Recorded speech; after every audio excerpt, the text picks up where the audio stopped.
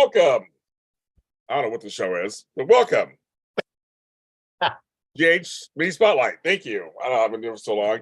Hi, here on JLJ Media. I am the JLJ of JLJ Media. And of course, if I do this by myself, it'd be boring as fuck. I am here with my work husband, Frank Moran. Hi, Frank Moran.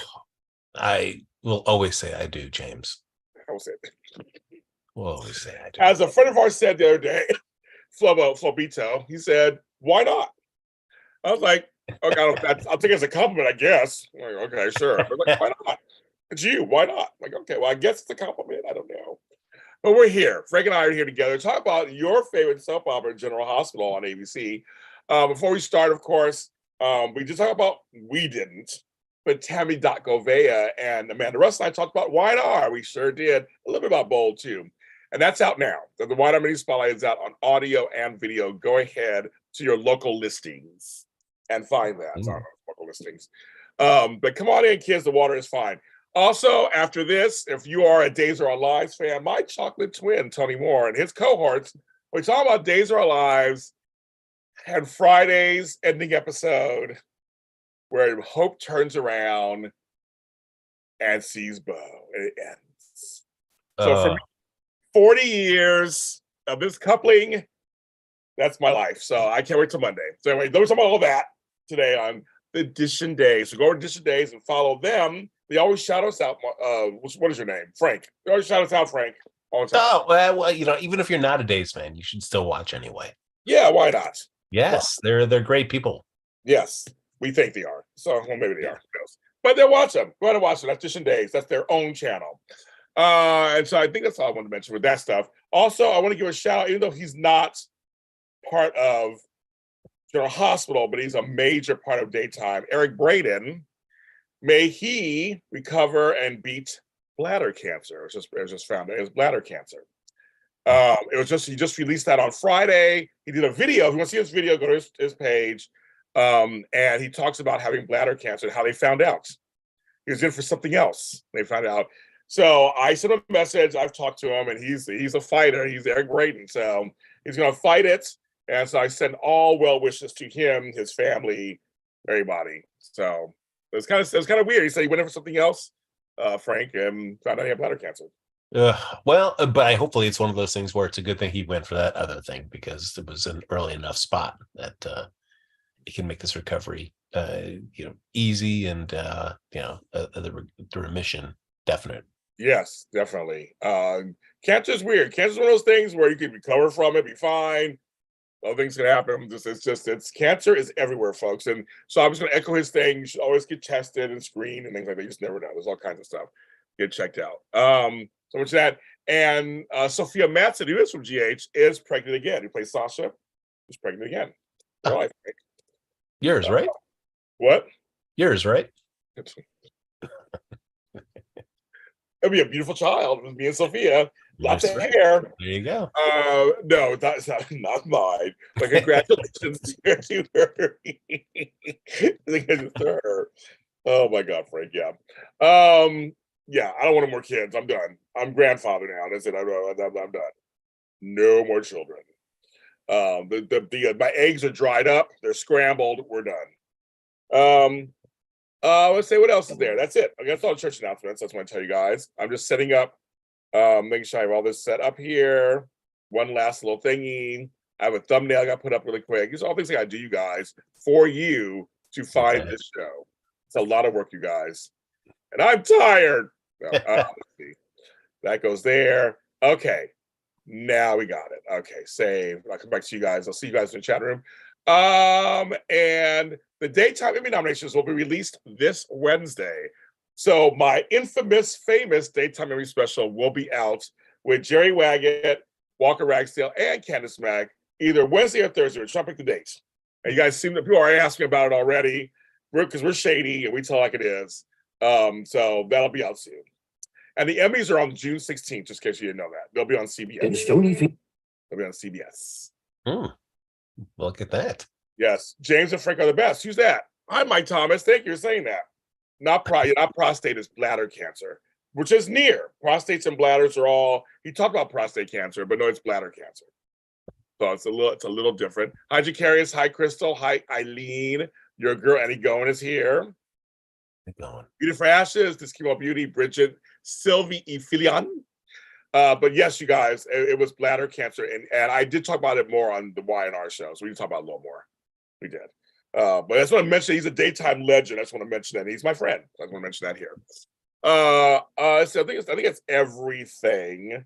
Oh, I can mention Sean Kanan is also having appearances, coaching stuff. Go to Sean Kanan. It's Sean.Kanan on Facebook. Sean Kanan on Facebook. Sean.Kanan on Instagram. Sean Kanan on Twitter. I got my man. I got to make sure I promote him. That's right. He promotes me. I promote him. So he's doing all kinds of stuff. So check that out also. And Frank, I want to ask you a question before we even start this. Oh, my word. Oh, I didn't even study. I know. You didn't say it's a pop quiz. It's a pop quiz. How does it feel seeing nobody have blue checks anymore on Twitter? As somebody that, never had a check. Same here. Never had one. Yeah. I don't, yeah, I've not felt any sort of attachment to it. I mean, I know there are a variety of reasons why people were happy to have them over the years. And now that it kind of switched to hey, you got to pay. And now, the whole grandfathering thing has gone into effect. I mean, I guess we see some people are absolutely fine. Like, yes, it's a badge of honor not to have my blue check mark anymore. And then others are like, but what about my content creation and all my videos that I want to upload, and I can't do that anymore without a blue check mark. Now I have to pay to be able to do that. So, to each their own. If you want to spend $8 a month to have the blue check mark, more power to you. Yeah. Who am I to judge? I'm judging, but I'm not going to judge either. I'm just like, what do you want? I'm not paying for it, so I'm like, but I know some folks are upset because it also was a verification of who they were. But if you have 1 million followers, the blue check mark is back. So Frank, you'll get your blue check mark. Man, I am very close. Very close. Yeah. Razor's edge. So, help me out, folks. I'm just, mere followers away. Yes, I did. We don't. He and I don't have it. I've never had it, so I'm not in danger. I'm not paying for it. Whatever, that's fine. And also, there was a little bit of Trina Nation stuff on Twitter, so I hope you guys are doing okay. There was some person apparently impersonating somebody else, and actually, I guess swindled some money out of people. I guess it was allegedly. I've heard all this kind of stuff, so there was like a mess for a couple of days. I saw that. So I hope Trina Nation Online, I hope you guys are okay. Sorry for that. That person is now gone off of Twitter. Using other people's pictures allegedly. I should say allegedly, because I'm not sure. So I was like, yeah. That was kind of crazy too, Frank. That was another thing. I went on Twitter, like, what's going on here? Yeah, I saw our pals from the 10th floor put on a tweet about that. And it's a shame. It's just like, hey, when that's why we can't have nice things, I guess. Hey, that's what I said. You have nice things. Yeah, because invariably there will be somebody that wants to try to take advantage of it for their own reasons. Very true. And speaking of Frank's emails, you guys are already mentioning already. Frank, where are we at today? What's your email accounts? Oh my! Oh, they want to email you. People want to email you. Well, there you go. Yes, trust me. I have more emails than I have Twitter followers. So 224-695. 224-695. That's amazing. That's amazing. Yeah, maybe someday if just one, everybody just followed me, there we go. Everybody gave $1 for every email. That's right. Just give me one. You'll be rich. Oh boy, would I ever? Be rich.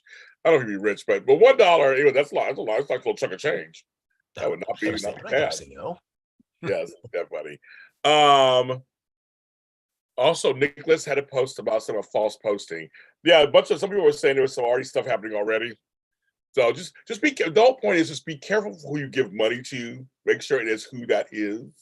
Yeah. Just be careful. Most of these actors are not asking you for money. A lot of them really aren't. So I get things in like Facebook. I'm like, they're not asking. It's not them. They're not asking you for money. So just be careful with that stuff. Who you giving money to. Yeah, and I don't know. I mean, this will be, I guess, we'll see how this goes. I mean, people have been long proclaiming the death of Twitter since for years. especially since Elon had taken over it. So who knows? I mean, this might accelerate that, and other people will venture to other platforms, or it's could be much ado about nothing, and people will just grumble for a little bit, and then we just kind of just settle in. I think it's the second, Frank. I don't think Twitter's going to go. I don't think it's going to go. I think it's going to still be here. Yeah, I mean, it's much like everybody, everybody complains about something, but you're still using it because Right. it's just so ingrained into your daily habits. It is. What happens? All right, so we're going to talk about General Hospital now, I guess. No, goodbye, everybody. See you later. Done. We're done. That's it. No, I'm going to start with, I made the title of this episode, Ethan Looks Different. So, because there's that whole small thing with them. Okay, so some storylines, I'm sure in the writer's room, they're like, ooh, we'll bring Tracy back, surprise her, everybody with Tracy. And Ethan will be up for auction to be killed. Like, it sounds good. I'm sure it all sounds good. But sometimes the execution isn't always, for me, the best. And I'm sure Frank will possibly agree. I thought the Tracy, what's her name? What the fuck? What are her names? Anna. Was it Anna? It was Felicia Anna. and Emma Samms. And Holly. That whole thing, it was just so weird. It was like, what do you got, Tracy? What are you doing here? Like, you're supposed to be kind of like, so they ruined the whole thing, but then they get away because they overpower. I mean, that whole scene was just like very weird. It is one of those, like how smart do you want various henchmen to be? Like on the boat, everybody's on their game. Everybody's where they're supposed to be, and we can catch anybody that's taking a radio and all that stuff. But here at this auction, which is supposed to be just very weird if somebody's going to be in person because it's basically online, but then all of a sudden people are able to be in there, and and we have such subtle acting for when it's $10 million. Especially when one woman is calling out the man's name, Ethan, and nobody's reacting, and then she bids it up to 10 million, and then just like tries to play it off like she can pay it, but clearly is not able to. And the scene just starts kind of bogging down from the soap necessities of like, we've got to look worried at this moment because our plan's about to go bust. Like, but it's so corny. It's so corny. The scenery chewing, it was in my ear. It was just my ear was trying to cover from the scenery chewing that went on those scenes. And I was almost like, if it was meant to be over the top to be one thing, like it was meant to be like a big bumbling kind of case, but I think they were trying to play it for real. It didn't work for me so much. Plus, since there's no Spencers really on anymore, I mean, there's Laura and ex-Spencer. I mean, it's a Spencer. There's like people who are Spencers and by blood. Like Carly's not Carly Spencer. Like, are they bringing Ethan back? I mean, is he going to come? Tracy's not coming to stay. She's in and out. So is he going to stay? And will we have him? And is he a new guy for the show? I mean, the show's already bloated as it is with the cast. I'm just really curious what this is all about. True. I mean, you want to think, because I'm sure everybody, and you answer that for me too as well. It's like, oh, why did they get the original actor in? And you're like, oh, they reached out and he wasn't interested. So, but so I'm glad that they're still going forward to the storyline, because it'd be a shame to not be able to see this. And who knows? This guy could be great. We haven't really seen him say anything. Nope. He's basically been held hostage with a bag over his face. So I'm not expecting I think it's unfair to be judging right now just based on the blonde locks only. To see what he does with his. I mean, it definitely throws this casting. Definitely, leans more towards the Luke side of the paternity. Yes. So, well, there are folks though that still want it to be Robert's child. I don't know. This blonde locks, I think, might It's Luke. Yeah. And Robert already has a child. Not Robert, but Matt already has a child. That whole family's going to deal with that at some point with the Cody thing. Yeah. Admittedly, I knew Tracy was going to be coming back at some point. I liked her coming in through this story as opposed to just showing up at Quartermain Mansion. So it was nice seeing it more of a Luke connection kind of thing, bringing her in. I agree. So, yeah. Although, I mean, she spent a lot of time around Luke. She should be kind of used to, I mean, not that everybody's like a fighter for sure, but the way that she kind of just started like, clutching her hat when the violence started going down. I'm just like, really, Tracy, you wouldn't be a little bit more, That's what I'm saying. It was like, it fell flat for me. It just fell flat for me. Yeah. I don't know. I mean, you bloated cast aside, which I completely agree with. Boy, I mean, I wouldn't mind Ethan in there. Just it would be a nice mixture of stuff. I mean, who knows? Give Christina something to do. They mentioned that in chat room, Christina and him. Yeah. I don't know. I mean, I would not be down for it. I mean, in lieu, if I can't get like a Lucky Spencer on the canvas, full time, to have an Ethan, somebody that's that is a Spencer that kind of is I mean, I guess that's the one thing that's a plus about Ethan over than Lucky, because Lucky, he's got the cop, he's more of a law-abiding kind of guy, right? As opposed to Ethan, kind of dials more into the Luke side of it. Can do what's good, but is also not afraid about trying to pull a scheme, right? When purpose to serve his needs. Well, the Spencers are supposed to be this kind of self-deprecating, almost anti-hero family. They pull it together. Lulu had an edge to her too. She had an edge to her also. They would do things. They do what they had to do. They were a family to get together. I said I actually missed the Luke dynamic because he would almost tie it together. He's like, okay, Caroline, or okay, Barbara Jean, like, okay, like he would just somehow bring it together. And Lucy was wrong person, and Tracy was a great addition to that. So it's like she was part of that. But we have no Lucky, no Lulu. Laura's just by herself out there, kind of doing it. It's like I guess Ethan could fill some of those anti-hero shoes, where he's kind of irreverent and funny, that kind of stuff. So I think that's go ahead. No, I'd be down for that. Whether until I guess to see how this plays out. I mean, I'm two minds of this casting. It's like, it's a short-term kind of role anyway. Right. So it's going to be, they can cast pretty much anybody, and it's only going to be exactly what I thought. And it could be completely. He could be with Sasha. I mean, for some reason, they could pair him with her. So if Cody's not the one. Like, I don't know. It's the cast is just so big already. It's like, I mean, I think more folks want Lucky back. They would want Lucky.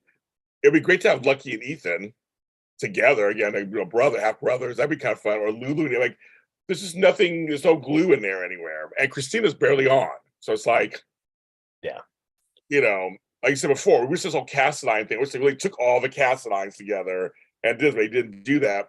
I know Christina will be there for the wedding. Well, the wedding, I just wish I was saying to the fan last week who was like, James, I was killing them last week with the just kill her already. This Willow storyline, I can't even muster anything, Frank. I don't know. You can take it away, Frank. I don't know. I just can't even. What I can't stand is these scenes of like calling Carly and Jocelyn over to the house. Where it's just in actuality, why would you try to make that whole thing a surprise? To wait till they got there to ask them, because they come over obviously very concerned because they know how sick you are and are things going bad. And then you wait, you make them worry and they're fretting, and then they get over and they're like, no, I'm fine. As fine as you can be in the situation. I just want you to help me do my wedding now. Like, things maybe you could just tell them on the phone and let them come over, be excited to do. But no. We gotta play the soap opera-ness of it. And it's like, you called, is everything okay? Oh, everything's fine. I just want you I want you to help me with my wedding. Ugh. Blah, blah. Yeah, I know. It's like it does not. I mean, all the women in town are involved in this wedding, apparently. And we got Mackie and Brooklyn, and everybody's involved in this. And Sasha, they're all involved in this wedding. It's like, but I still don't even care anymore.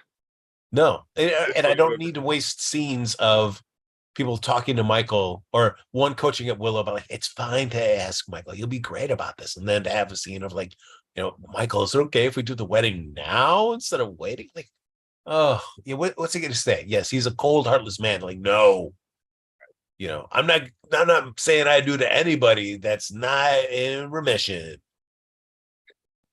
Ugh. it's just so weird that they do this, but they've taken.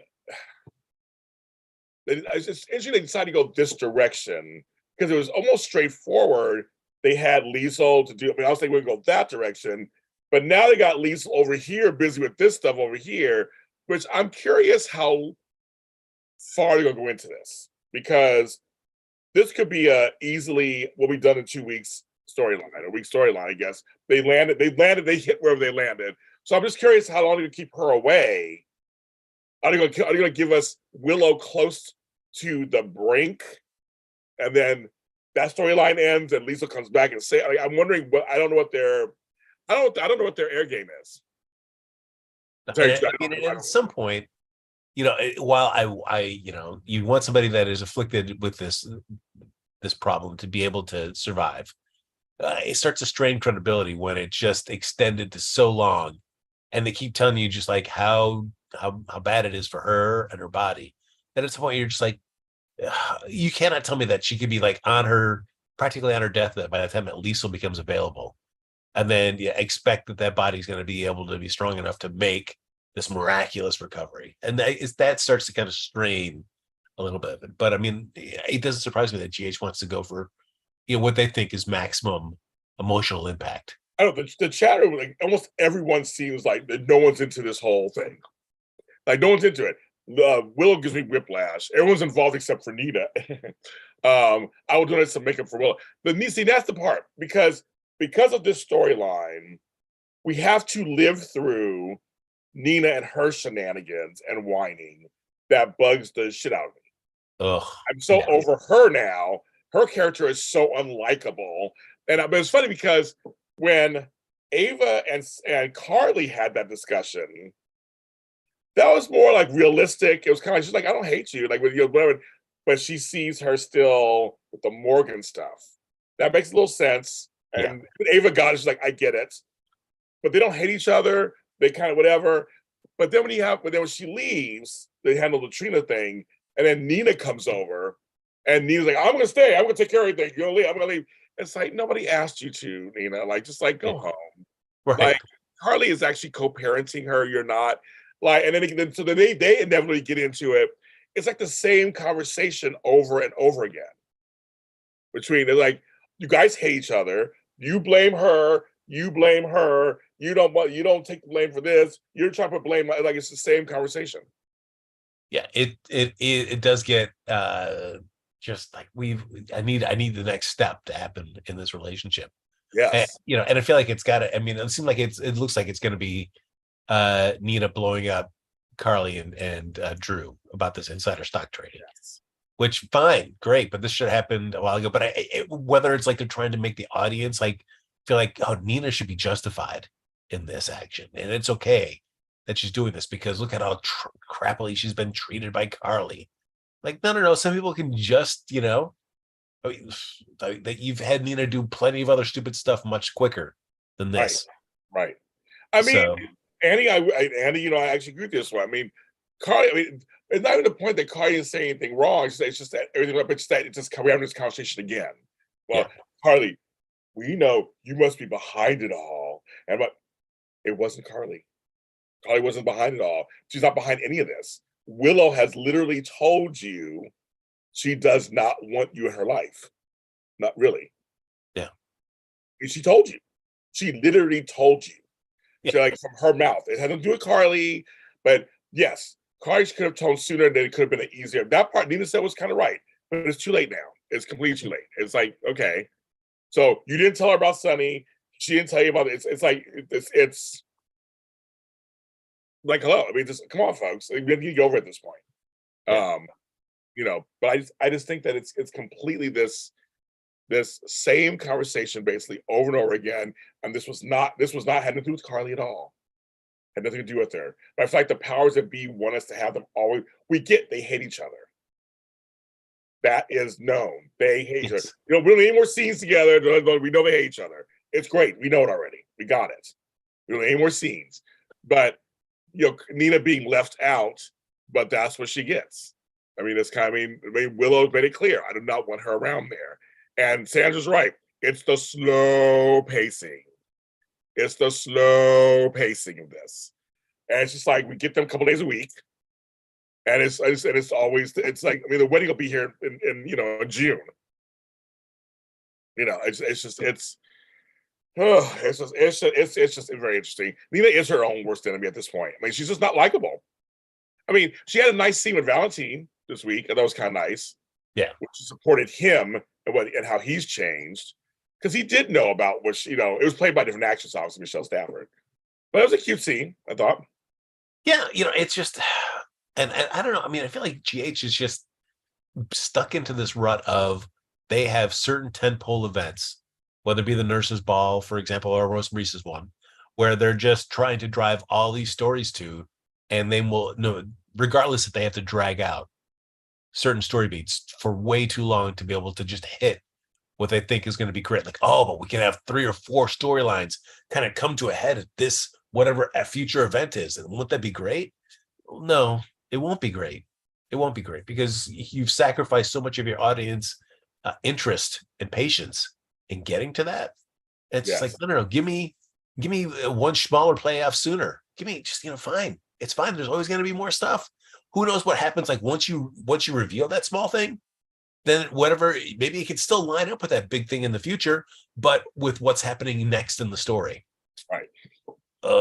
Because like I said, there's little things I like here and there.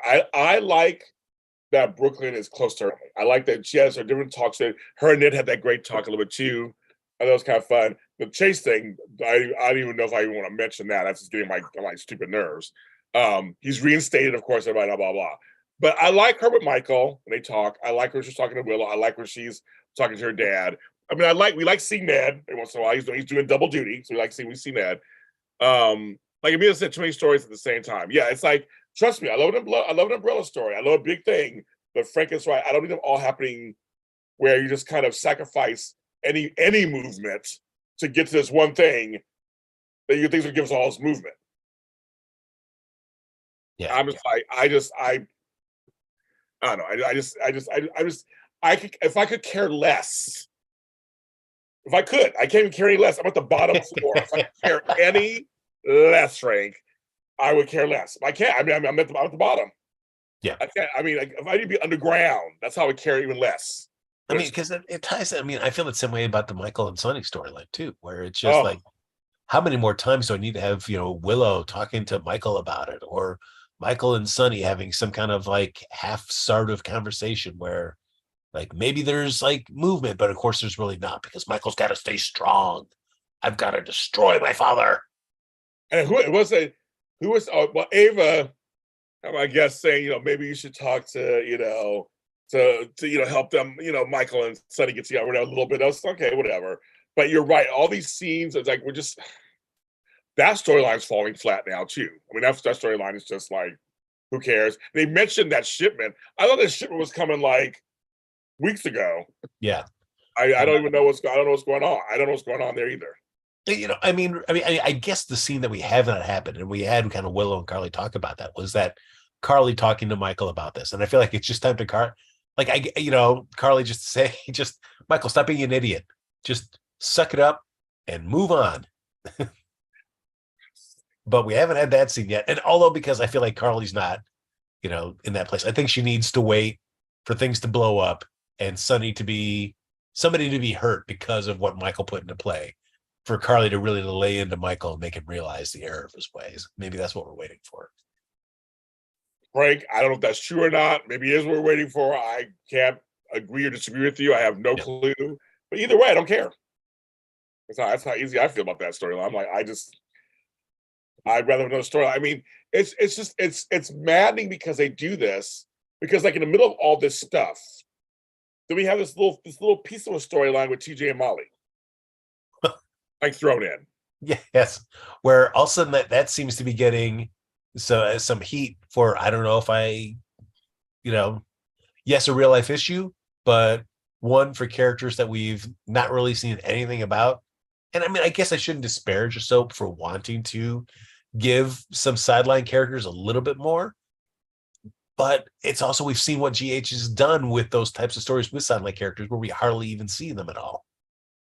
And we just see them for like, we'll see them again in 4 months and we'll get a quick medical update on, how Molly's doing and whether it's good or bad. And then it'll be another 3 months and then we'll get some other update. I know that's what bugs. We have that going on. And again, go back to Ned. It's like in their own way, they're trying to piece that together too, with now Nina being pissed, him being mad at Valentine because what he's going through, bringing down the company. Like it's like all of a sudden it's like, oh, there's Ned. Where did he come from? Like all of a sudden, it's like Pam, he's here. So I feel like they're trying to and then with Tracy came out, they're mostly trying to connect something there too. But then Drew is busy over here trying to help Curtis with Demeter. And going into Kim kept this room that's disheveled and boxes just everywhere of stuff of Oscars, I guess. Yeah, I mean, I don't even understand that either. Just in case, Drew came back, from wherever he was, just in case. Like she didn't take any of it, and I did like that. Drew picks up the Cleveland hat, because we saw Oscar always wearing that. He goes, "Oh, you wear this all the time, really?" I remember, yeah, that's true. I remember all those scenes of Oscar just rocking that Cleveland Browns hat. I know. I mean, they're trying. I know they're trying again on paper, thinking when he says the line, it's just so weird. I just learned about him. Then he died, or whatever. Some line he said, and yeah. Curtis goes, "Yes, I know exactly what this kind of feeling, or not knowing where he is. I'm almost losing him, or something like losing him."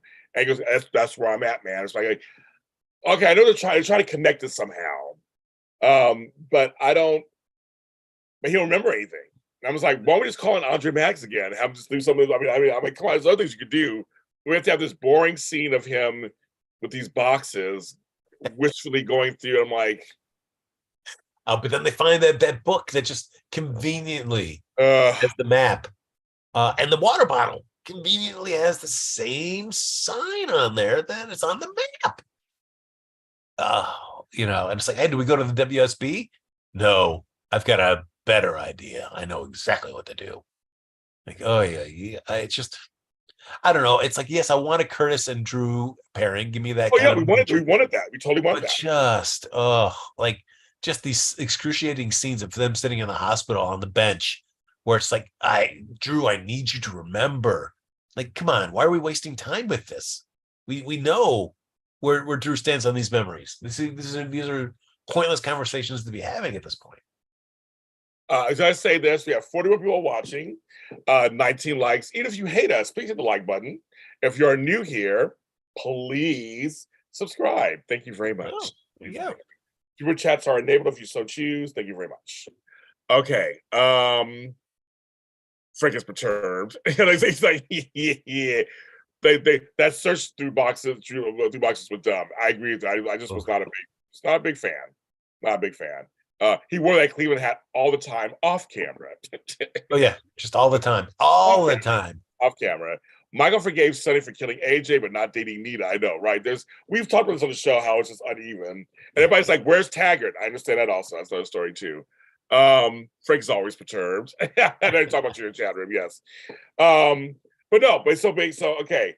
We have these big stories happening, but they throw in little things. You're like, okay, what's that? Okay, Drew explained the map was painful.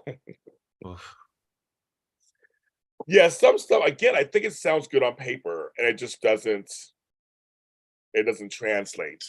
It is a shame because, man, I want Drew to be good.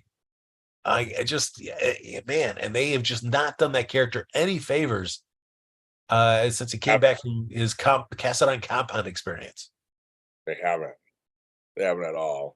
Jordan needs a man. I'll get us to the story, yes. But okay, I'm going to the Ice Princess in a second. But then in the middle of all that too, another painful piece of storyline, they finally reveal what Homeboy has, and he tells Alexis finally. I know. I'm just like, ugh. He has ALS. Homeboy has ALS, and he finally told Alexis. Yeah, it's I'm trying to equate like a Sonny and Mike kind of thing to this, right? But man, I mean, they've just done no favors with Gregory since they've had him come on.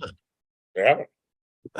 And it's either like it's just somebody conveniently there to watch Violet, or to have these kind of just mansplaining conversations with Alexis.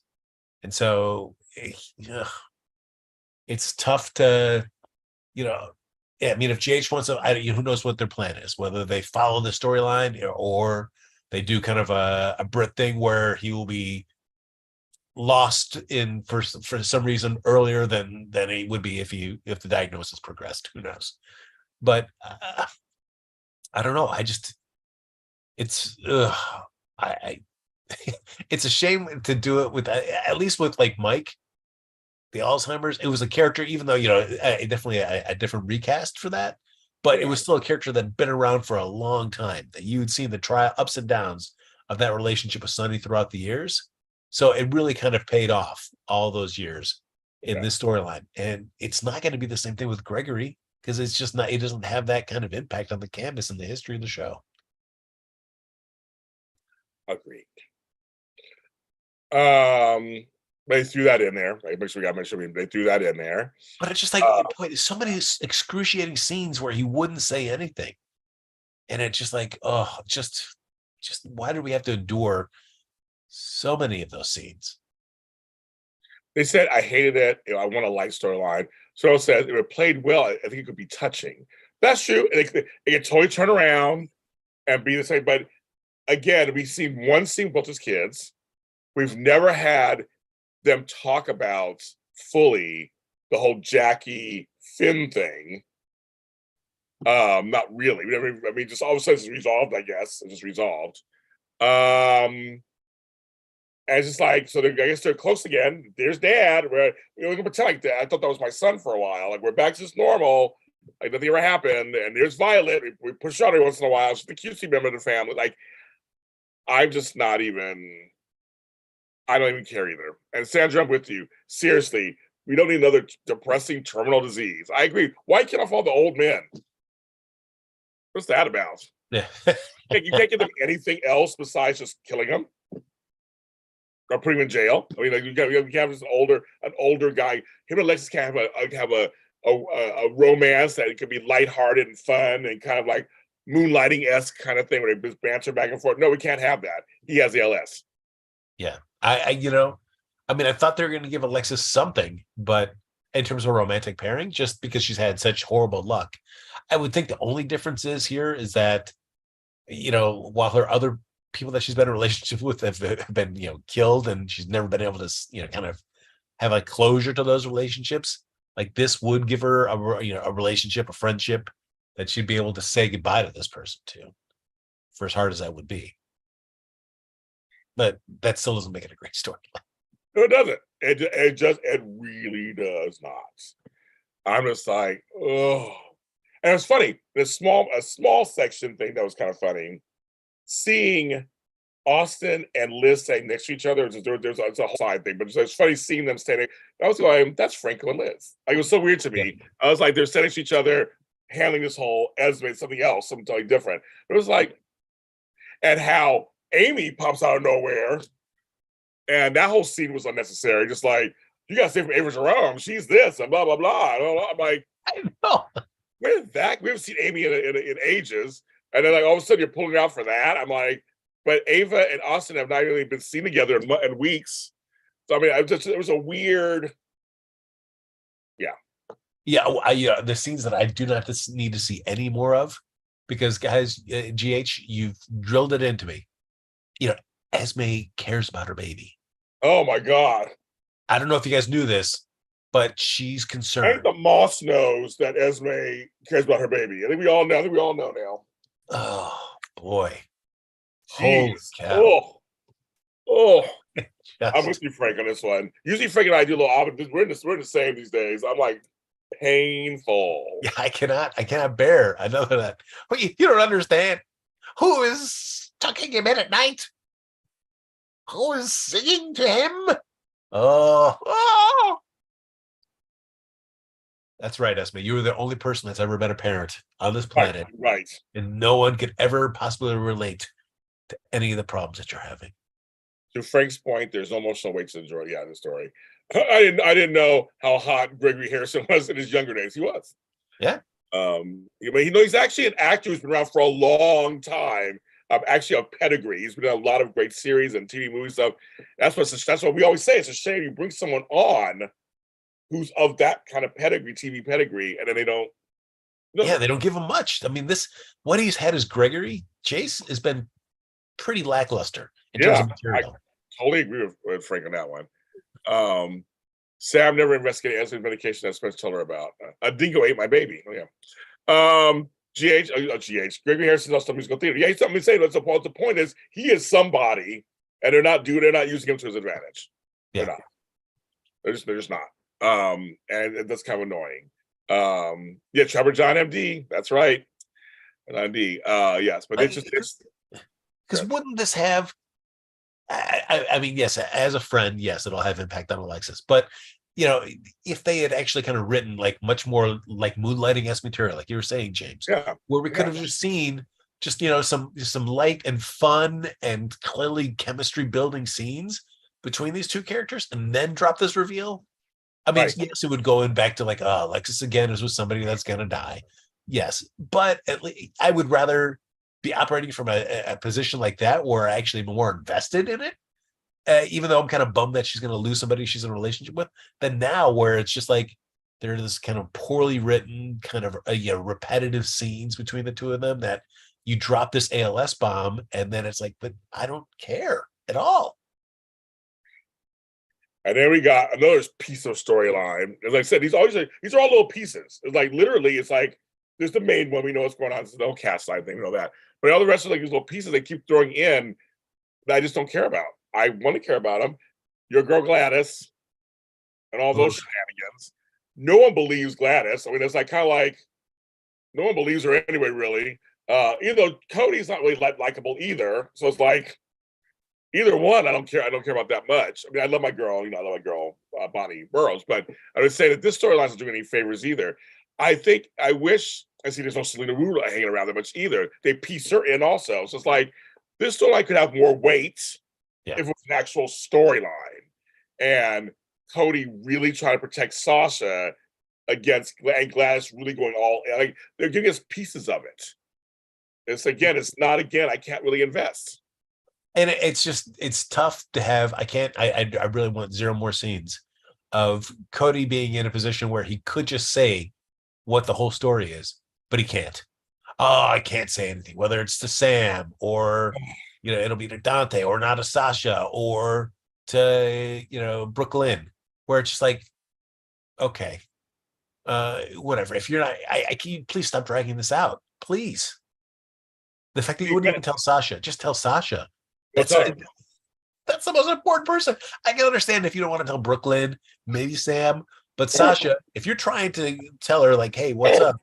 And that doesn't mean that she needs to cut Gladys out of her life. Right. But it's also, hey, heads up, Gladys is doing some crap and you should know what the deal is so it doesn't continue. But no, we get that. It's like, I can't tell you. Well, then I can't trust you, Cody. I trust Gladys. I know. And I don't even want to talk about Brooklyn and Chase.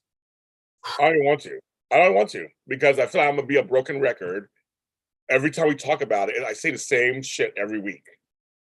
And I'm just like, I mean, the other homegirl came in too, and she had her 2 cents in there. But they're like, we already have everybody's testimonies. Like, so those 2 chicks saved him. I mean, like, cheese orama. I'm just like, You know, in a world where a more interesting story could have been, instead of the stupid link crap, you could have had, you know, a Chase Blaze relationship, even though that probably would have been doomed to failure. But I would have believed that more as an obstacle for Brooklyn getting in her own way, where she Right. wanted to keep Chase as a singer and kind of force this Blaze thing. And now look what they've actually developed a relationship. What have I done? Oh no. Much more believable. I would have rather been than that than the stupid, you know, link stuff that we never really got to see. And so this poor Blaze girls, I mean, thanks for coming in and giving this speech to Chase. This civilian review forward. One, I love how there's just nobody in there. Nobody in there. Nobody in there. Yeah. Nobody in there. Just Chase.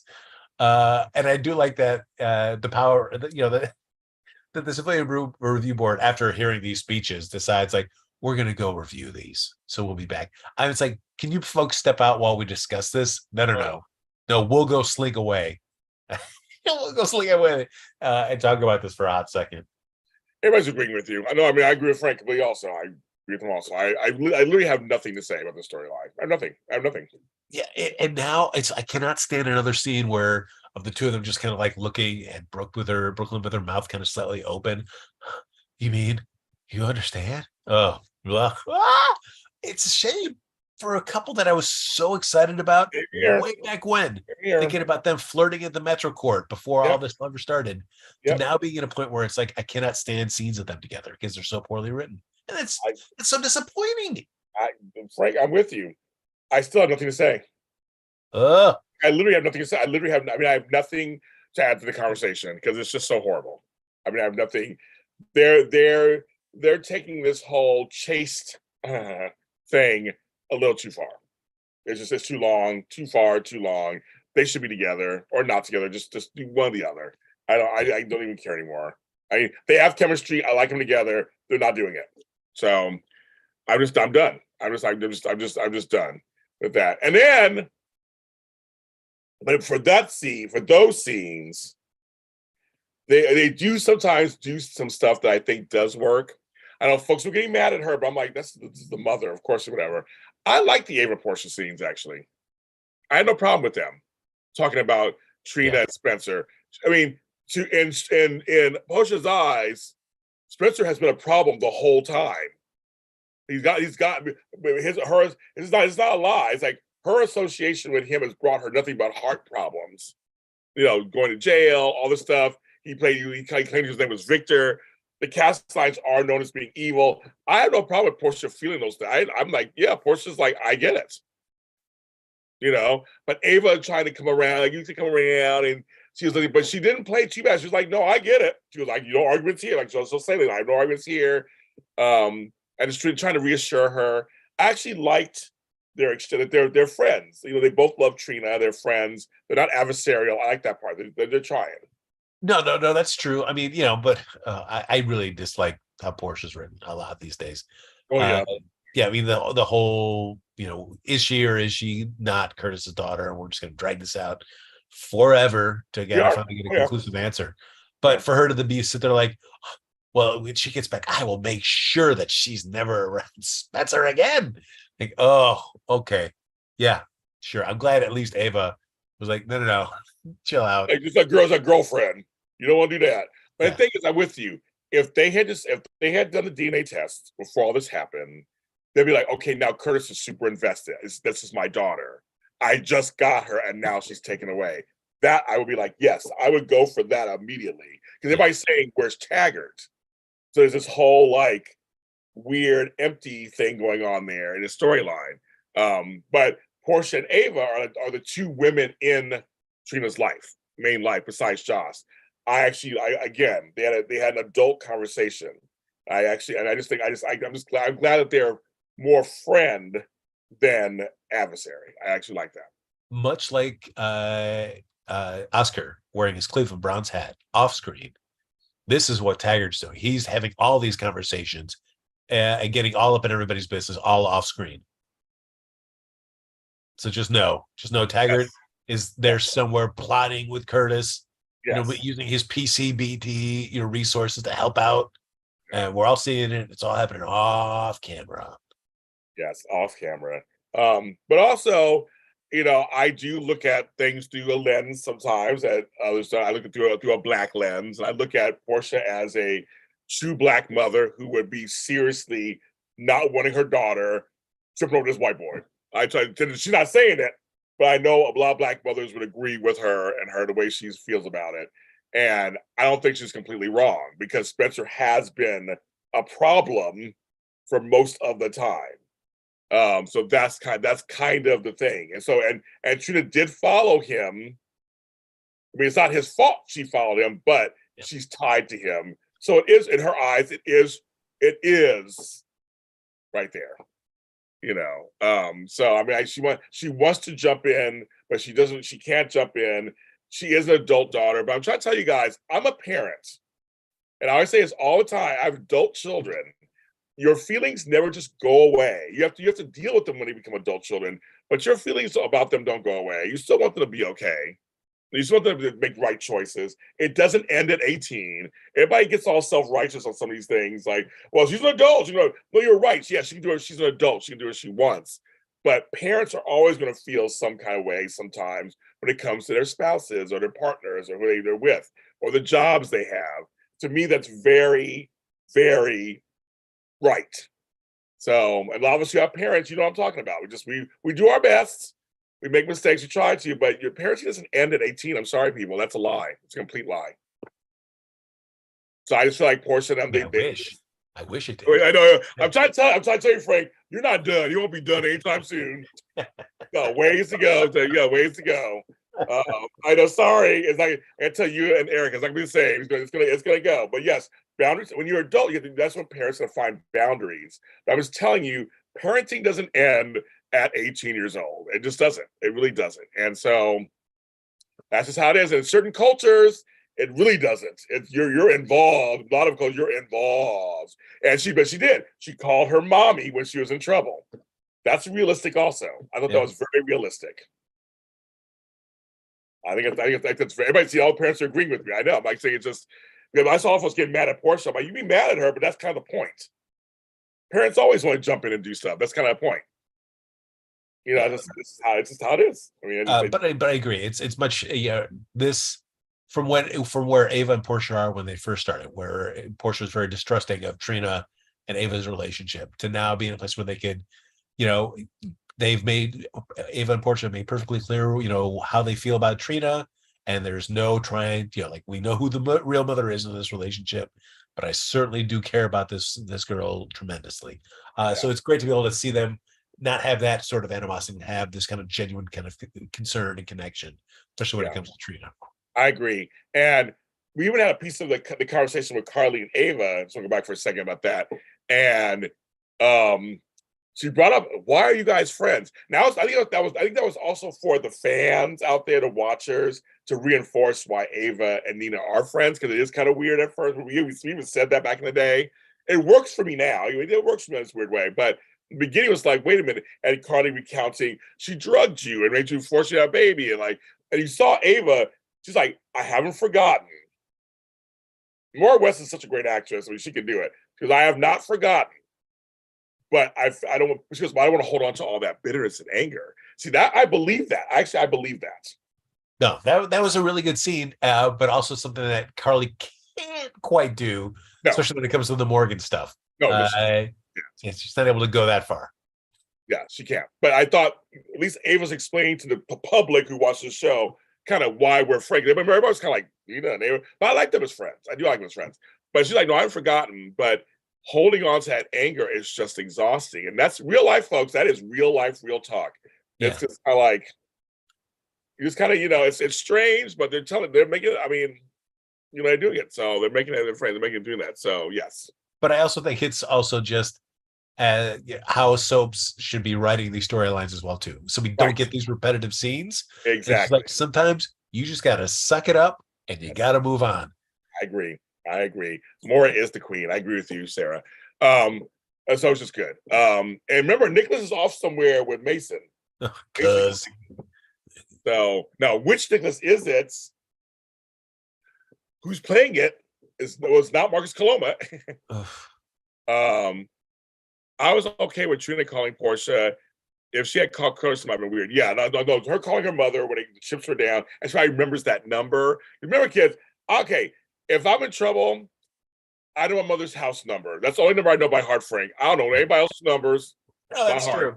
Not anymore. When we were kids, I could recite everybody's numbers. Now I'm like, what's my number? Like, what's my number? I ask, what's your number, James? Like, So, I mean, it would be in a situation like that, I'm going, yeah, I would call the number I know. And chances are it's your mother, or your father, whoever's alive. So that made sense to me also. No, I agree. I couldn't even remember. Yeah, well, you moved to our new place here. For years, I didn't remember my phone number at all. Don't even know. Folks, I'm actually being funny. I know who the Nicholas will be, but I was just kind of like just being funny. I wasn't really named Nicholas. It means like I call Curtis. Well, I call Curtis too. Hashtag John L. I'll be calling Curtis. I need you to help me, Curtis. I need to be saved. I'll call Curtis right now if I had to. No, I'll be saved. But yes, but it's just funny. Like I said, for every tired conversation, tired thing, we do get these scenes that actually go, okay, that's great. And you're right. It reminds us of how, if the show was written really well, how good the show can be. So I agree with you on that also. I guess that kind of ties into even like the Robert and Diane scenes of it. Okay, let's go there, Frank, because the internet went crazy with yucks. I'm sorry. Okay, here's my little rant real quick, folks. It's okay to see older people have sex or kiss. I mean, we're not dead after 50 years old. So all these ageist out there are like, oh my god, I don't want to see them do anything. Sorry, we do have lives past 50, and we do fall in love, we do make out, and life goes on. So I just want to try to say that. I got my nerves. It was all ageist comments. It's like I think they have chemistry. And to me, I liked it. Her explaining to Robert why she works with Sonny. Yes. What you thought about that? I thought that was an interesting scene. So did I. I thought, see, again, we get this little tidbit, and actually two well-written, two actors who are good. I love it. Yeah. I thought that was, I mean, like, because he kept needling her the day before, and she got offended. And she was like, no, let me, so we get to see why Diane does what she does also. And also we were reminded the first when she came to town to help Spinelli, which, I mean, that was so funny. Yeah. And there was a whole long time, she's come on our show over the years, and she had said she had always wished that Spinelli was her son, was revealed to be her son. That never happened. But I thought that was kind of cool. I thought there were some nice conversations that happened on General Hospital. I don't know, for me, it was just like the difference where Robert and Diane could have a scene where Robert is needling her, Diane is getting kind of offended, but it is not the end. They still go out to dinner. They can still have this kind of adventure and this connection, this conversation. Where compared to like a Brooklyn and Chase, where something is said and then all of a sudden, like, well, I have to go now. I can't deal with this, and then the scenes derail. And we get no forward momentum, no chance. Like it's great to see characters go like, well, yes, we can be irritated for one moment, but push through and then actually kind of get to something a little bit deeper underneath. Yes. Now, also, I know Sarah would bring this up because it's a shady son, and Sarah would bring it up. I'm not going to really go into it very heavily because I'm not going to do politics on here, but I do know, yes, a lot of it was also age. But then some of it, yes, was Carolyn Hennessy, when folks, allegedly she's a MAGA person or somebody that she's Republican basically or whatever. So a lot of folks start running with that, and they don't like her and Robert together because of that, because whatever her personal politics are, even though she doesn't talk politics on anything, she really doesn't. And so and I will fully be disclosure, she's a friend to me. I actually like her very much. She treats me very well. She supports our career. She supported our show many years. I worked with her on Studio City. She's a brilliant actress. So I like her. Sorry, kids. I'm not going to deny that. I like her a lot. But I did see some comments that were like, I don't want to go because she's a MAGA person. Also, all this stuff that they're just like going after her about. I don't care. I just don't care. I'm just like, I want good story. I think they're good actors. I don't. And the same thing with Leslie Grant, who's very liberal, is always talking stuff. I don't care what she says either. I'm just like, I want her. I like her acting on a good story. They're trying to see if she's nice to me. I don't know. I guess I'm sorry. There's bigger people are dying from gunshots. There's bigger problems out there than this. I don't know. I just think, but I saw a lot of folks though who did add on the age thing. I saw a lot. I could give you 10,000 different screenshots of things that people were just like, "Oh my God, is anybody that old?" And oh my God, oh my God, oh my God. I'm like, it's just, I get it. Everybody's not young and beautiful anymore. Sorry, kids. There's love and all. I think great. They're actually showing somebody older doing something because I think they have chemistry. I think they really do have chemistry. Yeah.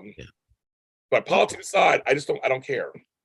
But it's also like, as much as people enjoy them, Maurice and Carly or Laura Wright are much closer in age to like Tristan and Carolyn Hennessy than they are to like, the actors are playing, Josh and whoever's playing Brooklyn Right, or whatever.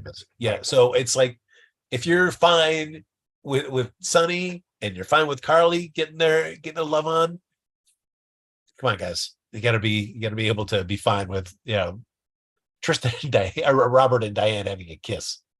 It was a kiss. They went in bed. It's a kiss. Yeah.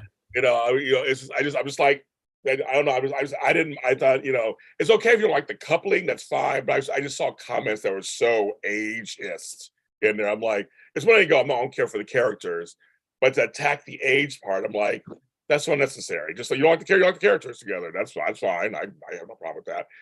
But like, I don't know. Ageism just happens a lot. And maybe because I'm older, I'm sensitive to it. I just think, it's like we actually have storylines where people actually have characters that actually can act, actually have some kind of chemistry, and they seem to be really going with this. We've seen them more and more frequently. We're seeing it. So maybe, why not? I mean, these are two actors who are really good they're really good actors, but like, yeah, Laura Wright, Maurice, they're all around my age or older kids. We're all in our mid 50s to late 50s, early 60s. They just, some people age how they age, and some, some don't, but it's allowed me. That's kind of like, I'm always an underdog for the old folks. I'm always an underdog. It's like, I'm tired of all this. I'm tired of that. Yeah, I don't know. I mean, I guess I was of two minds because after I said how they wrote those Robert Diane scenes. Yeah. But the part of me is thinking, like, are you writing just for availability? In the sense where it's like, well, we know Brooklyn and Chase are going to be around more, so we can really draw the storyline. So we can have these scenes where there's misunderstandings and so hurt feelings and walking away and constantly have to reset this relationship. Whereas Robert and Diane, we're not going to see them as much. So if we are going to show them, we got to keep the storyline moving if we want to advance this relationship. I was doing with everybody. Just feel that way about everybody. It's like, exactly. That's my point. It's like, yes, I think, yes, just keep moving. There's always going to be story. There's always going to be story. There's no reason to drag heels unnecessarily.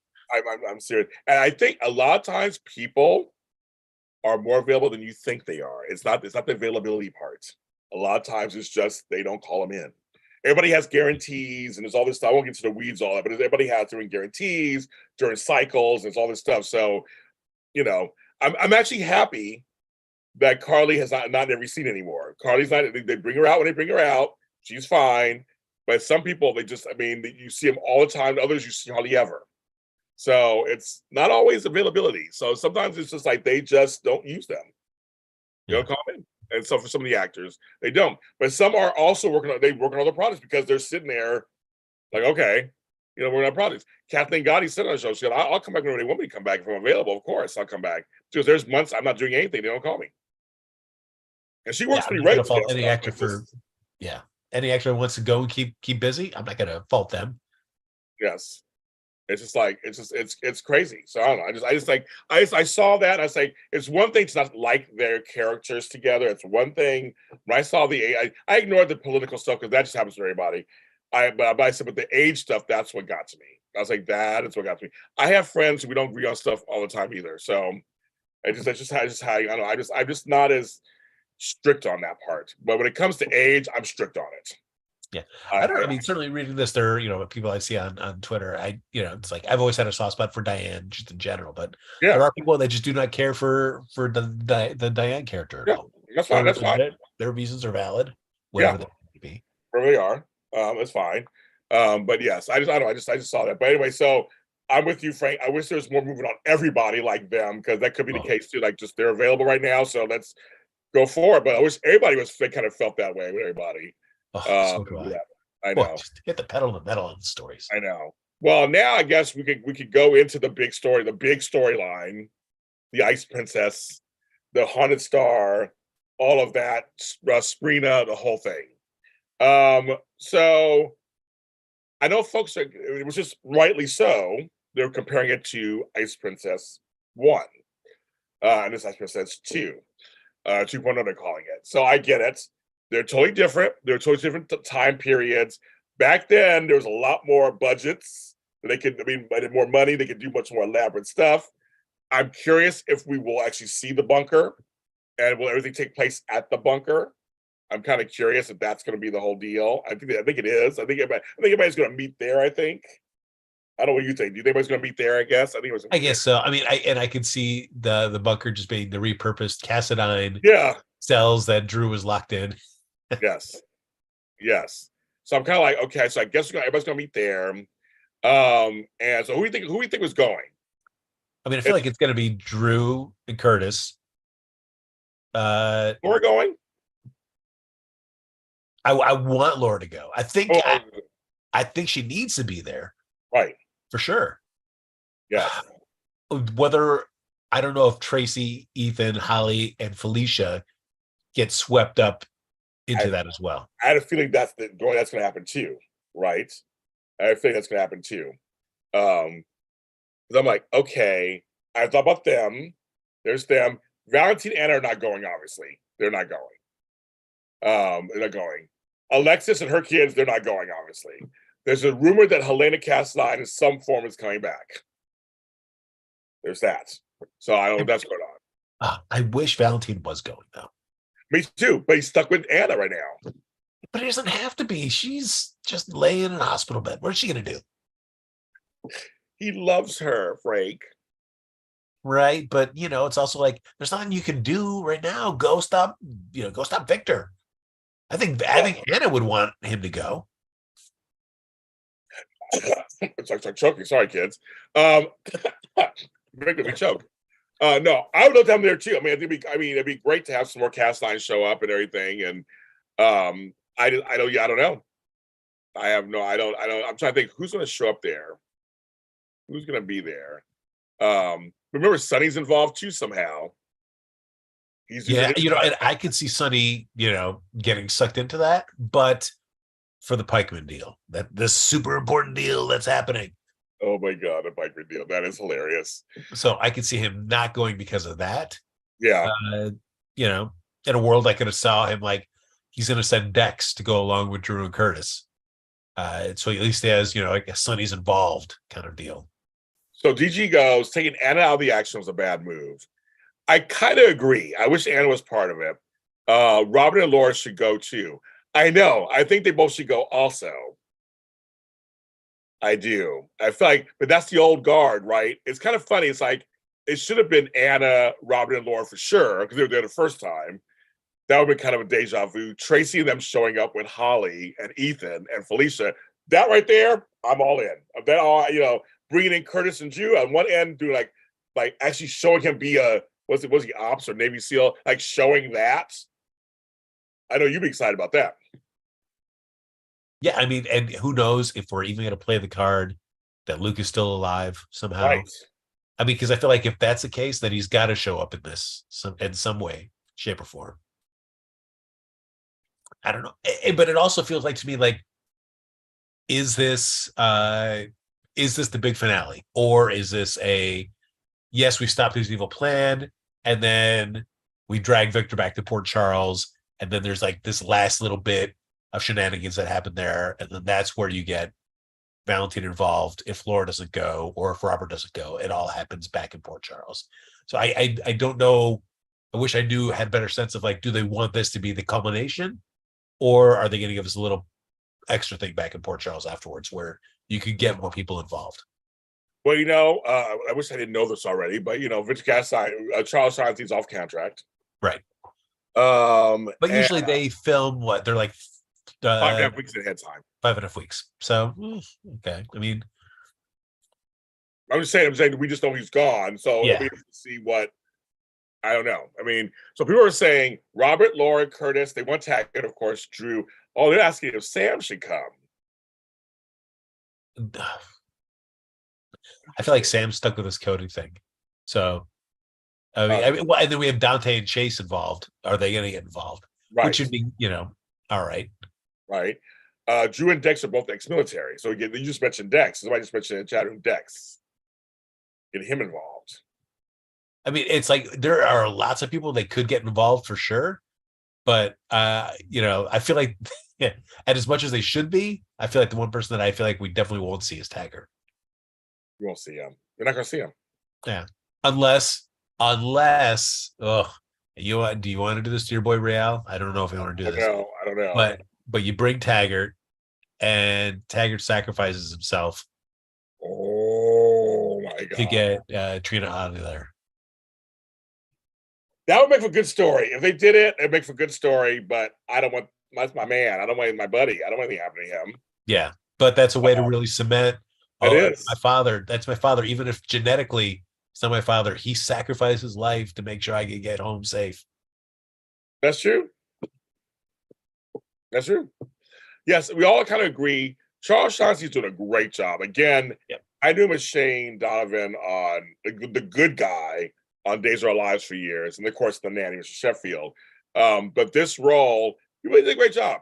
I mean, it was originally played by Teo Pangolin, my other buddy, who was good too. But I liked his take of this character. So he's a Cassadine, so you never know how it's going to end. In quotes, how it's going to end. But I think I've been seeing.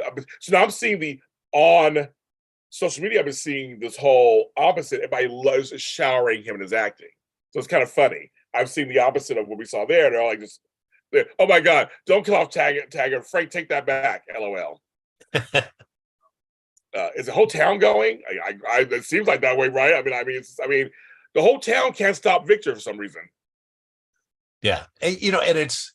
I feel like our fans' expectations and hopes are always going to be dashed by soap opera realities and productions where you could come up with a realistic reason to have all these people going, but they're not going to do it, which is a shame. And there's going to be some character that you really want to see there that is not going to be part of the fun. Right. I know. And so basically everything kind of falls apart. I love, oh my God, when Victor goes off on his goons. I'm running a soppy clown show. Like, it was so hilarious. He's like babies crying, and this over here, like, what's happening here?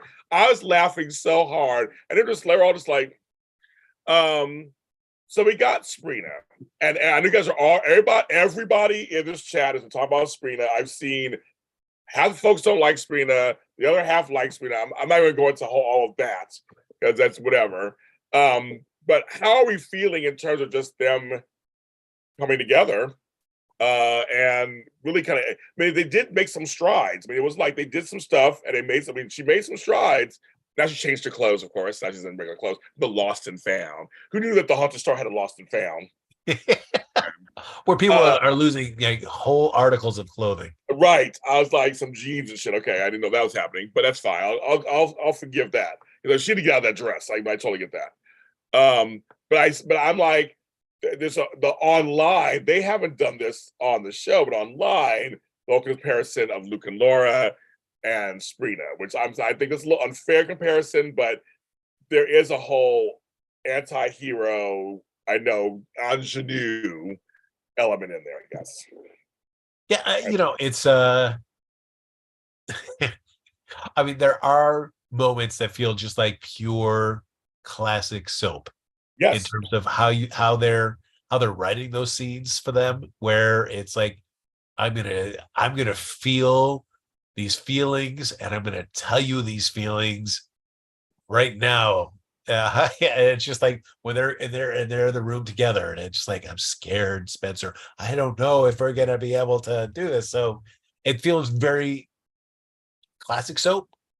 There's part of me, it's like, while I like the pairing, I also like I said last week, I don't know how much I'm going to enjoy trying to do classic soap tropes in 2023. I feel like it needs to evolve a little bit. So we'll see. Yeah, because it does feel like classic soap opera. There, the star-crossed lovers that she caught. I was laughing. They were trying to throw him over the boat. He's like, just get rid of him. Toss him over. I was like, Victor. I was like, and Liesel's like, what? So we all know Liesel is not going to do anything. She's just trying to save them and buy her way out of it. But I love how they're writing those scenes between her and Victor, where it's like, Liesel is shrewd. And I feel like Victor is counting on her to default to form.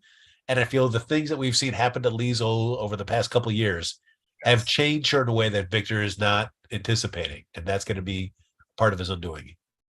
Yes, that's exactly. I think she has grown and changed so much. And I think she knows, okay, he's this man crazy. I know crazy, but I want to save these two young people. And I also want to save myself. I'll tell him whatever he wants to hear. And his bloated ego, which she said earlier, is feeling it. He's like, okay. And so that's his downfall. He's like, okay, like you said, he thinks he's going to go back to Trina form. Like, ooh, you can do that. Well, you can't handle this, Liesel. It's just like, and how she played into it, like, no, I am really good. Like, okay, but she's not really buying your craziness. I mean, it's crazy. And to save them, that was very smart. But he was like, toss them over. I was like, but those two big guys couldn't toss them over. Well, Spencer is a little bigger these days, but Trina's a wisp of a person. You can just toss her over. Right. But anyway, she was fighting and kicking. I laughed about that, but that's classic soap opera, actually. It's classic. It is. Cliffhanger soap opera. Like, oh my God, no. And so I was like, okay. So I think, now they're in the room together. They almost made love, folks. There you go. I saw people on Lindor, like the danger sex. The danger sex. I mean, they're young. Sure, why not? Elvis Potter, like, why not? They almost done did it. But then he's like, we've stopped. Something's happening. We've stopped. And they stopped. So I thought it was funny. And I thought, I mean, it's fine. It's whatever. But I like the little adventure. Again, I'm kind of liking this little adventure we're having. And it's classic soap opera. It's like we have this major thing. We have to center it somewhere. We have the bad guy and all that. We need something. We need the good guys on some level too, fighting against. We need the David and Goliath story. That's what this is. Victor's is Goliath, and then it's we say sorry, kid, and they're like the Davids. And they're trying to do that. So, but it's classic. It's classic soap opera. That's all it is. It's just classic soap opera. But you're right. I don't know if for some folks it's translating, for others it isn't. Yeah, it's so I will be curious I can think of many reasons why they would not let Laura come down, but I would also think of great reasons why she should go down to be a part of this. And I would, just for the legacy part of it, I would love for her to be more, face to face with Victor when the big thing goes down for sure. Yeah, it's one of those things where I try to separate from like when I see things online to when I just watch it myself and see what I think. And I just think that there's elements of this storyline that could be better. Obviously, we saw it done the first time, but remember, folks, even back then there was still lots of criticism that when it was happening, also of the things that were happening. Also, it's just natural. It's just the time periods. And whenever you revisit something, obviously it's comparison. So we just know it's going to happen. No, Trina is no Laura, and Nicholas is no Luke. I don't even think they're that. But it's kind of like it's just another young couple in the middle of this crazy family. He's a Cassadine. She's the girlfriend. I think it just adds stuff. It just adds. So yeah. But regardless, whatever happens with Victor after this, I definitely don't want him to be a character that's killed off. I mean, killed off momentarily, fine. But give me that Stefano DiMera. Let's have him rise again when the situation needs. Yeah, Brooklyn says Chase and Dante were dealing with the Pike Man situation. I was like, this Moss is more exciting than half the storylines on the show. And I watched this show because, again, I like General Hospital. I want it to last. I like the characters. But it's like where's Marshall? Trina's like his granddaughter. Why are we getting some scenes of Curtis and Marshall talking? Nice, still grieving Epiphany. So. I guess so, but still, I think there should be something in there where you should be just really getting upset. And I think, we always say this all the time. We've said it for years. sometimes it's just a 2-minute scene. Throw that in there. Yeah. He's sitting there just, just playing his clarinet, just let it all out. But it's like there are all these storylines have the potential to offer something, even the ones that we're driven crazy by, Right. if only they just would hit the accelerator. Pull the trigger. You could make these. You just got to get stuff moving, and you just can't keep drawing it out this long. And there could be great stuff that could come out of some of these storylines. I binge watched. I'll be talking about it on other shows this week. Just binge watched a new called Beef. It's on Netflix. Oh yeah, there you go. Ali Wong and Stephen Young. Yes. It is so. Those 10 episodes were nothing I thought. My mouth was on the ground every episode. And talk about moving storyline. They had a bunch of storylines, but moving them. The pacing was. I know it's just 10 episodes, why the pacing was faster. But I feel like the soaps could take a page out of their pacing. It was like boom, boom, boom. Like you also they had quiet moments and a couple slow, but it was literally cliffhanger, twist, turn, cliffhanger, quiet moments. And I think soaps take it together. I mean, I love the series very much. I'm huge. I mean, I'll be talking about that on my other show. But I loved it. But I was thinking in terms of like soaps. God, if they did stuff like this where they're firing on all, like every storyline has something exciting in it. Yeah. And then we could bring it together at some point, but like Frank. I mean, it's just like what you said at the beginning of the episode, where seeing Bo, Hope turning around and seeing Bo, as a longtime fan that got you jazzed to the end of Friday's episode.